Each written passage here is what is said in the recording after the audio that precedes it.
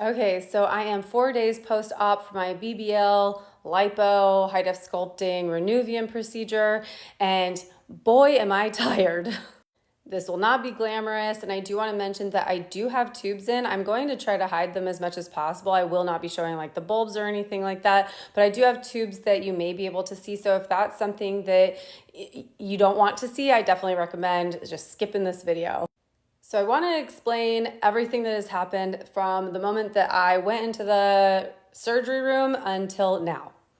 So on the day of the surgery, I go into the room. Basically, I get my beautiful Gucci gown. Just kidding. It's like a doctor hospital gown, right? I get in that. They make me take a pregnancy test. They give me my IV. My IV ended up going in my arm, and I actually have a bruise from it right here. Then they get me all prepped and ready to go into the surgery room. I'm laying on my back. Nurses starts putting the gas on and says, okay, start breathing in. And I'm like, I'm kind of getting nervous now. And the anesthesiologist was like, okay, we'll see you later. And that was it. And then I woke up and I had a butt.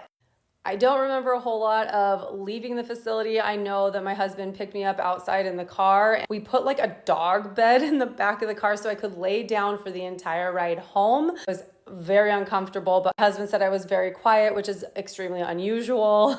But we got home, we made it. I ended up just napping some more. So for the first 48 hours, you cannot shower. I am in a faja, I still am. I'm gonna show you, I'll back up here. My tubes, I have bulbs inside here. I'm just gonna hide them so that you don't see them. Let me see if I can pull my shirt up a little bit more. I have never in my life had any type of shape like this. I also have a booty, which is insane.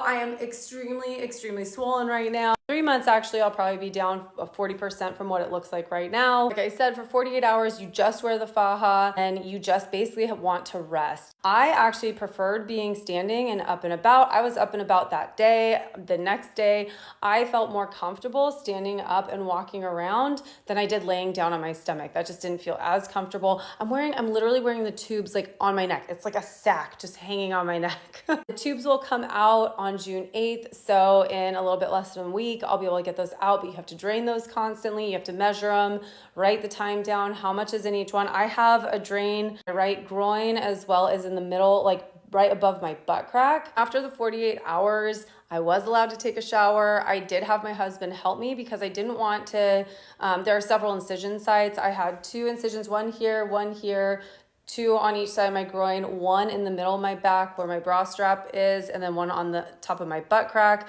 So I didn't really want to get those really wet. So I had my husband kind of help me. It was more like a sponge bath, but we were able to at least I got to feel clean. I didn't wash my hair. I need to wash my hair tonight. But it felt good to take a shower and get all nice and clean. 72 hours after the procedure, I have to put my foam on. You guys, this thing needs to fit under this thing that is extreme compression. So I've been doing that for the last day and a half, and my goodness, it is uncomfortable, but is meant to keep everything together. So I'm gonna put that on and show you what I look like. Okay, and let me tell you, putting that foam on underneath the faja seems impossible, but it happened. So now here I am looking like a marshmallow. This is what it looks like with the foam piece under my faja. It is so thick and so big. And I have to wear this for 4 weeks, 24/7. The only time that I can take off this foam piece in the next 4 weeks is when I shower or get a butt massage. I've had 2 butt massages. The first one was the day after I had my procedure. It actually wasn't too terrible. The woman who was explaining that you kind of have to have these lighter movements to get the lymph nerves to knit, and then once those lymph nerves are knitted together, which takes a little bit, then she's really going to get in there and massage everything, make sure those fat cells don't die. And also my doctor said I have to eat a lot of protein, because he inserted all this fat and the fat's like, oh no, where do I go? And so if you eat a ton of protein, you're going to gain that weight and your fat cells are going to be like, oh, I'll stick right here.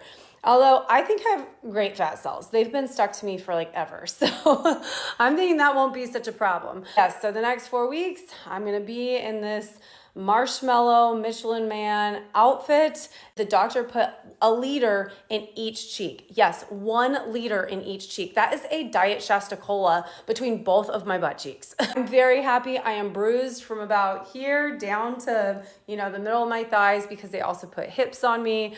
But I am so happy. I'm so excited to see the progress, and I will keep you updated.